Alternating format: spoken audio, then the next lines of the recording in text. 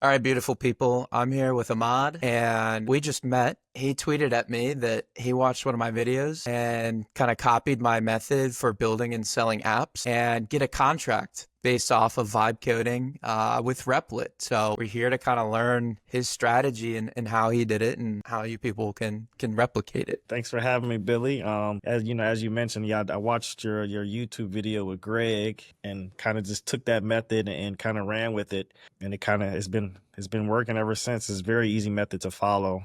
Not too hard. I was actually before I watched that video, I was actually about to learn how to code Python and all that stuff before watching that video, and then that video popped up and just made it much easier for me to build those softwares and stuff. So did you kind of have an idea and someone to sell it to, and then you saw the video, or walk me through how it happened? Yes, I didn't have an idea at first.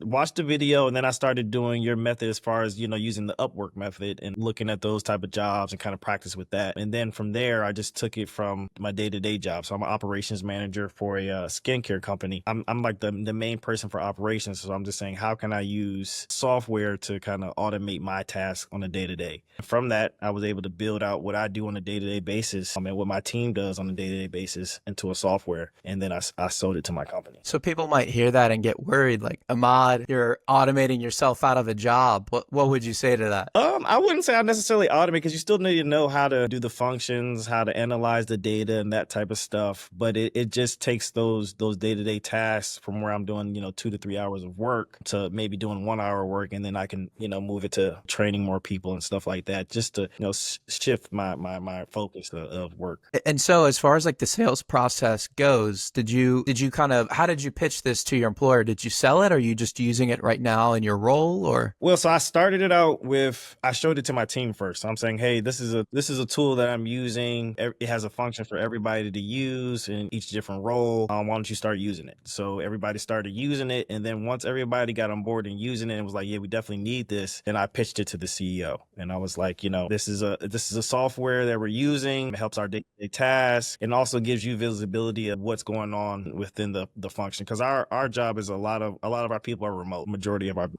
is remote, so it's hard to kind of get information across the different departments. So after I was able to get everybody on board, pitched it to the CEO, and it was a no-brainer for him. What did you bring to that pitch meeting with the CEO to convince him? So I took your method, man. I did a Loom video. I sent it to him first off the Loom video. Then I set up a one-on-one meeting with him where I did a live demo of how the actual software worked and, the different things. And I said, hey, this is completely custom. So anything you could really think of, spit it out and say it and write it out, we can make it here and kind of make it into a real thing on the dashboard. And were you able, because you had your teammates using it and because you use it, were you able to kind of show them like hard data, like, hey, this saves me 5 hours a week? Yeah, exactly. I was able to show them the hard data. And then a lot of our stuff right now was like manual Excel spreadsheet, QuickBooks, PDFs and stuff like that. So I was able to show them like, hey, we're using all these manual tasks where we can just import it into this AI model, and it does it for us. And it kind of saves us a lot of time, saves you a lot of time. Yeah, I guess we didn't really talk about it yet, but what does the app actually do? So the app, so we're, like I said, we are a skincare company. So the app is pretty much like an operational dashboard. So it holds all of our inventory, it holds our warehouse locations, it holds where our contract manufacturers are making our product and where they are with, the production timing and stuff like that. So it's a full service kind of operational dashboard for a consumer care product or, an inventory product. And you used Replit? Yep, I use Replit 100%. Use a ChatGPT to write the PRD, and then I put that into Replit, and Wow. Replit build it out for me. Yeah. How long did it take you to kind of get to version 1? So the version one, it probably took like 2 weeks, because you had to go through each module to make sure the buttons and functions are kind of corresponding with each other. But the framework only took probably like a few hours, as far as like the framework to build it, and then I had to put all the hardcore data and what I actually wanted to do. That took a little, about 2 weeks. How much do you think you spent on Replit credits? It really wasn't that expensive. It was only about maybe $400 at most. I Wow. was making so many edits and stuff like that. It wasn't that expensive. I mean, that wasn't all at one time. So it was maybe Okay. I maybe didn't have to make an edit there, and I did just to kind of see if it could do it. That's surprising to me. That's a lot of credits. Yeah. It definitely, because it's such a robust model dashboard, because we have so many different moving parts in the operation. Yeah. We we have 5 brands, so it's not just one brand going into the dashboard. It's 5 different individual brands that are going inside the dashboard. So And at any point were you like, whoa, I'm using too many credits, this isn't worth it? Or were you like, no, like I have a clear vision, let's get this thing done? no, I definitely had a clear vision because what we did, we tried to do this before with NetSuite. They were going to, and then, with NetSuite and not, not to bash anybody, but they're not completely custom. So they have their framework, and then you have to fit inside their framework and stuff like that. So we try to price this out to NetSuite, and they were costing us around like $150,000 just Wow. to pull all the APIs we wanted to pull, Yeah. the different systems that we use and stuff like that. So $500 versus 150 is definitely definitely a lot cheaper to So, do. so you're telling me you got a quote to build this app for $150,000 and then you did it in Replit for $400? Exactly. That's Exactly. nuts, man. And had you built like apps or websites before? Did you have coding experience? No coding experience. I mean, I've built websites through Squarespace, off their basic templates, but no coding experience. And like I said, before I watched the interview you did with Greg, Yeah. I was going to take a course in Python just Yeah. to kind of, because I knew software was the way it's going to go. But now you don't. I mean, you can still learn Python, but now you don't have to spend all that time learning Python. You just use Replit. What drew you to Python?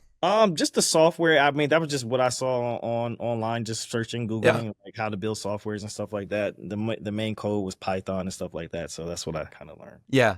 Nerds really like Python.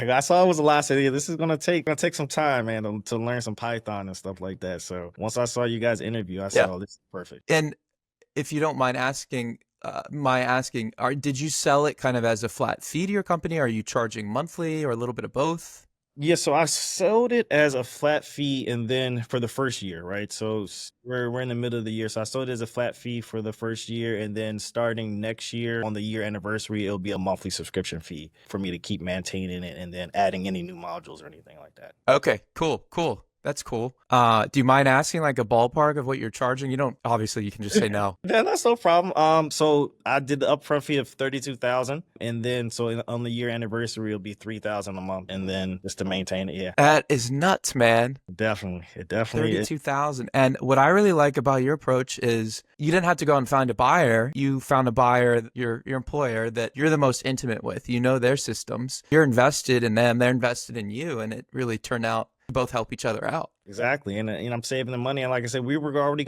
we know we needed to do this. So we was already going to do it. Like I said, we quoted it out with NetSuite before, but then, we've grown as a business. So now we are in a position to where we wanted to work with NetSuite, but I saved them over $120,000 for software where they can do anything they want. Anything, the CEO or the teams want to see, I can build it out in that dashboard for them. And so just explain like at a high level, what's like an ERP system and why do companies need them? Does every company need them or? If you're selling a product, you definitely need it. If you're in sales, you definitely need ERP. So it's your CRM. It's kind of your data bank that talks to all of your systems that you use to run your business. So we deal with a lot of retailers, and our retailers talk to us through an EDI system where how they purchase their orders and stuff like that. So we need something to pull that data, to talk to our warehousing, our inventory to see if we have that stuff. So it's kind of a central data bank for your company, and it runs your complete operations for your business. And is your app storing the data or just pulling it from the API? So it's storing the data too. So we're using the Firebase Studio. So we're storing the data in the Firebase system and all that stuff. So we'll store the data. We'll do backups and stuff like that. So the Firebase was existing or you built that out in tandem to the Replit app? I built that out in tandem. Wow. Yeah. And God. I had to learn that was something that I had to learn as I built it. I was like, yeah, this is going to be too much. Are you data. like a genius or something? This is nuts. I mean, I really just watch you and Greg. That's all. I watch a lot of Greg's YouTube videos and stuff like that. So I've been learning how to work these different apps and kind of put them together. Why did you go for Firebase for storing the data instead of using like Replit's built-in database? I just feel like the data was going to be too much because it's a lot of Excel spreadsheets. So Yeah. I felt like the data was going to be too much, and I didn't want it to, I just wanted to have a whole system where I wasn't going to be able to have any freezes or any, down. Because like I said, I don't know how to code. So if I ran into that problem, then I would be spending time and money to try to like fix the, if it broke or anything like that. So I wanted something where I knew it can handle the database. Not saying Replit couldn't, but I Sure. wanted Yeah. So Firebase is kind of maybe more enterprise level data, can really handle big data. And then they have a lot of, I imagine, kind of best practices and kind of guardrails that you would have to code into Replit, and you don't know what you don't know, right? So you're like, I'm going to go to them. Yeah. That makes sense. Wow. And so like authentication, how are you doing that? Through Firebase or? Yep, for everything through Firebase, the authentication and all that stuff, the databases, all Do you that stuff. have SSO for the organization or? Well, I haven't added that yet. That would be the next iteration or, evolution of the database to do the SEO and all that stuff. We did implement like an AI bot inside of the dashboard. So instead of a person asking me, since I'm the operations, hey, what's the inventory on a certain thing? They can ask they ask the AI bot, hey, what's the inventory on this SKU? AI bot looks through the dashboard and get it to them. Huh, that's pretty cool. My next question, this is what people ask me 2 questions every time when I talk about building these apps. So I'm going to throw them at you. First is, how did you get through that last 20% of completing the app? Because that's really the hardest part, is getting everything with a bow on it. And then it's like whack-a-mole, something pops up over here and you got to fix it. What was your strategy there? So my strategy was to actually deploy it and then allow other users to use it. And then they'll tell me, hey, this is not working. I press this button. So I would have, like, I had, employees here that work here in the warehouse that I just have them strictly just work on the app, do things on the app, try to upload things, see if it works. If it doesn't, copy it and then let me know. And then that's when I would take it back and to make the edits. How many people are using it? So 30 people, 30 people in the company. So yeah, all of the operations department, sales department, and then the R&D department, uses it. And is it deployed just on Replit or is it on your company's like domain name? So right now it's on Replit. Okay. Wow. So it's on Replit. We're using it on Replit. Eventually, like I said, the next phase would probably be on our own company domain. But right now, we're just doing it on Replit. Yeah. I mean, I have clients that are happy to use the Replit URL because it's an internal tool and doesn't need to be on their website, doesn't need to be on search engines, right? If it's an internal tool. And then, okay, so the other, you might have already kind of answered this, but the other question people always ask me is, well, the app's going to break. Like, what do you do? Like, how do you maintain it? Are you scared? Does it keep you up at night? So luckily, a person that works in the warehouse has coding experience. He knows how to code all Python and all that stuff. So what I did was I hired him as like a hybrid IT specialist for me. So anytime it would break down, it hasn't broke down yet, but anytime that it does, or I needed to fix a bug or anything like that, I'll just have him, I have him look at, he knows how to code. I'll have him look at the code and stuff like that to kind of fix those problems. Does he look right in Replit or does he have the code locally? He has both. So he has it locally. So he knows how to do all that stuff. So I would definitely suggest if you have an IT person that knows how to do it, hire them hourly, bring them on the team to kind of, eventually you will need a code for these big type of apps. And so did you hire him once you made the sale? Did you hire him through you? Did you hire him through your employer? So I hired him through my employer after I made the sale. So, I mean, he was already working in the company, and then I figured, we're going to need an IT guy. Like I said, I don't know how to code. I think you do now, Ahmad.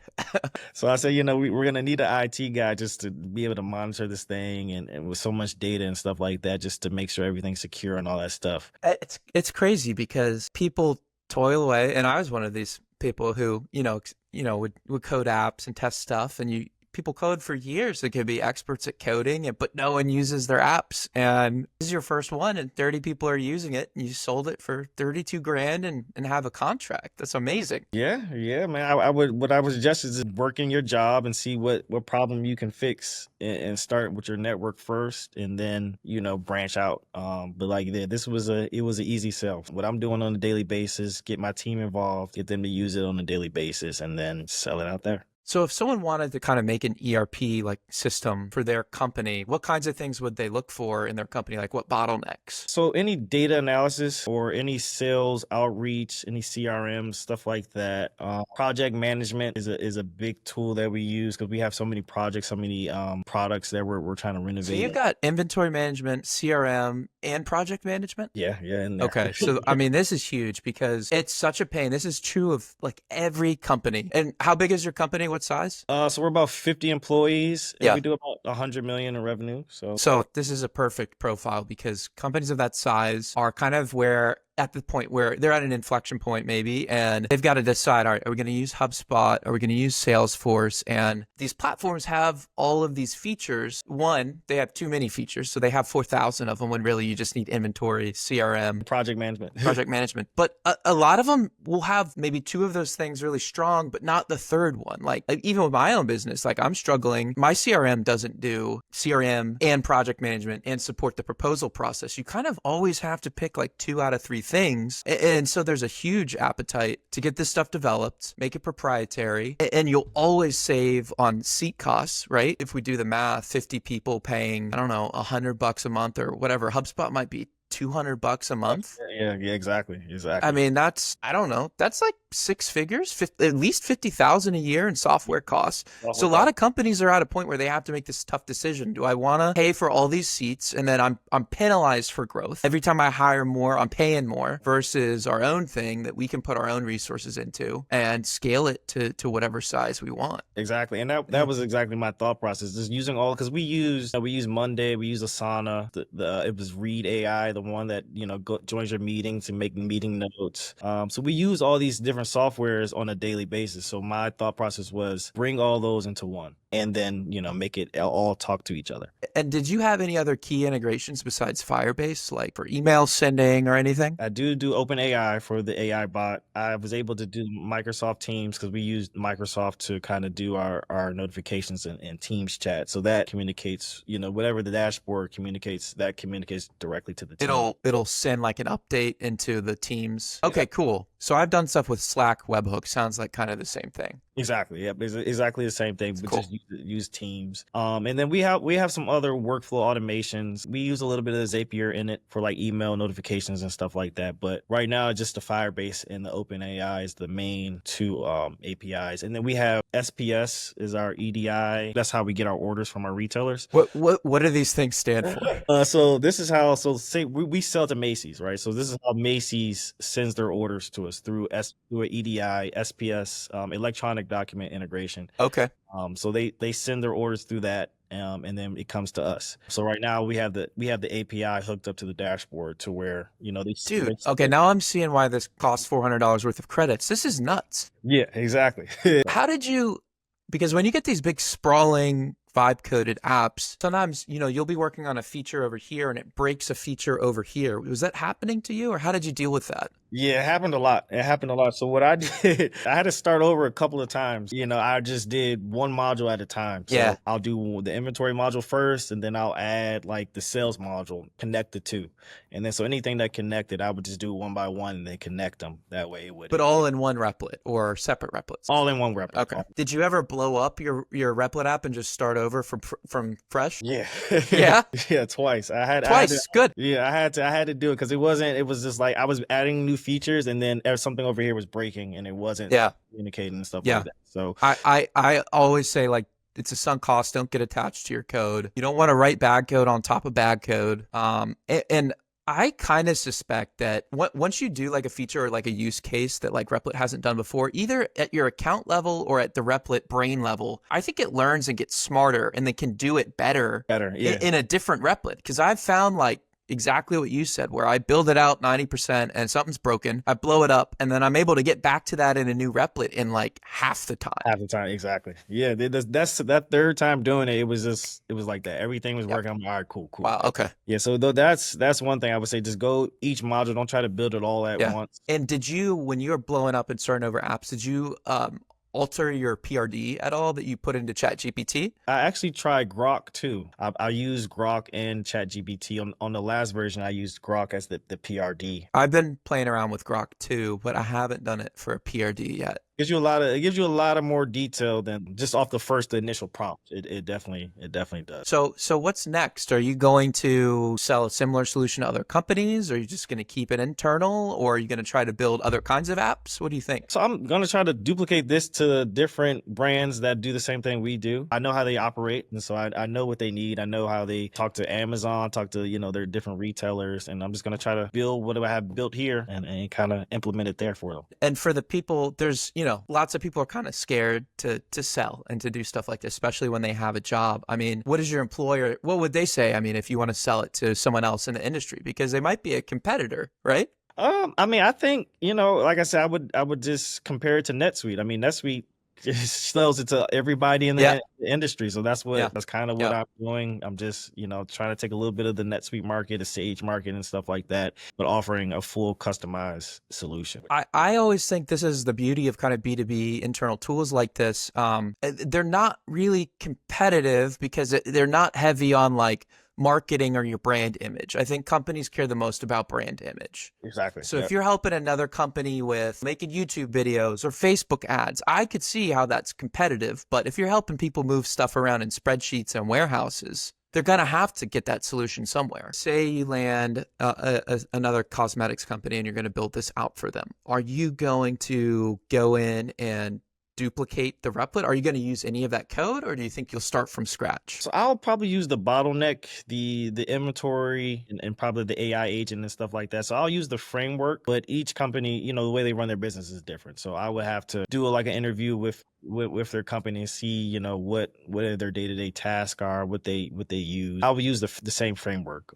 And then, so this is another thing I get asked a lot is people are always worried about like IP and who owns the code. Is this something your employer ever even mentioned? No, they never No. mentioned it. Yeah. But I mean, I don't think I would have a problem. My thing is not trying to own your IP or anything like that. I'm trying to just, build your software. Once you get a software, people are usually locked into a software unless it's something added value. So right now we're adding value with AI and all that stuff. So people are open to changing their software. And then once we lock you in, I'm good with the subscription each month.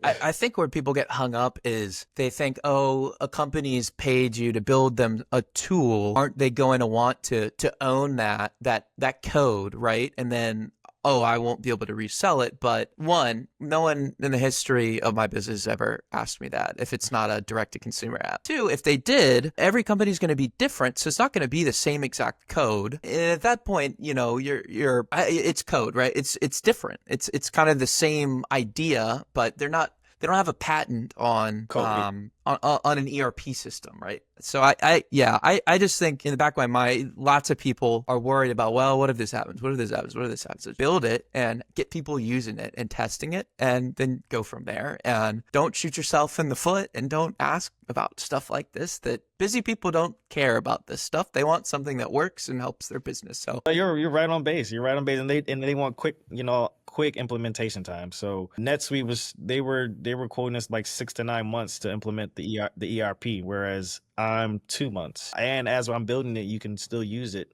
as I'm building it out on the back end. So easy of use, and it brings everything together. So how many cosmetic companies are there that you think you could sell something like this to? There's so many. Just look at all the brands in Target and stuff like that. I actually got in contact with one that I have a meeting in about a week that I'm creating a little demo for them right now. They sell castor oil. I know how they build their products, how they house the products, and all that stuff. So it's going to be easy sell. And I know they did just buy NetSuite maybe a couple of years ago, but I know NetSuite's not doing what they wanted to do because it's not custom. I think it's a good market to get into. And like I said, every business needs an ERP. Plumbers, electricians. Yeah. Are you gonna buy like a domain name? I'm trying to think. I gotta think of a domain name. Right now my business is called Bridge Systems. Okay. I'm bridging systems. So that's my business name, but I haven't had a domain name just yet. So I just put stupid simple in front of whatever the product is. I did see that. Those are neat niche. And the domain name's always available because no one else is dumb enough to want it.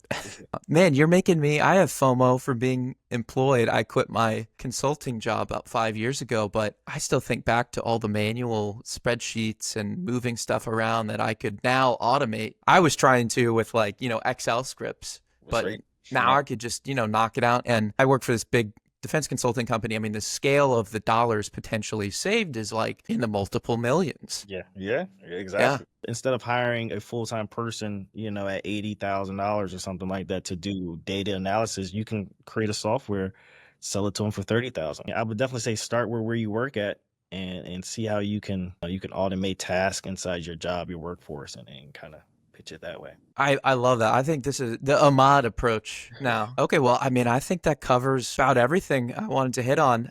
Where can people find you? So actually, before this, I was a tailor. So my IG is the Black Tailor _ but custom suits. Back when we were wearing suits and stuff before COVID. So yeah, you can find me on Instagram, the Black Tailor _ Are you still tailoring? I tailor a little bit, do weddings. I do a couple weddings. So a lot of my friends are getting I married. got a wedding coming up. Yeah, we'll have to talk. A lot of my friends have weddings. I've done a lot of their weddings and stuff. Oh, that could be good, dude. You're nearby. All right. Well, Ahmad, thanks. Go follow him. You're dominating the cosmetics industry in a couple of months. That's the goal, man. That's the goal. Thank you for taking the time out, and definitely thank you and Greg for that YouTube that inspired me to. Yeah, man. Shout out, Greg.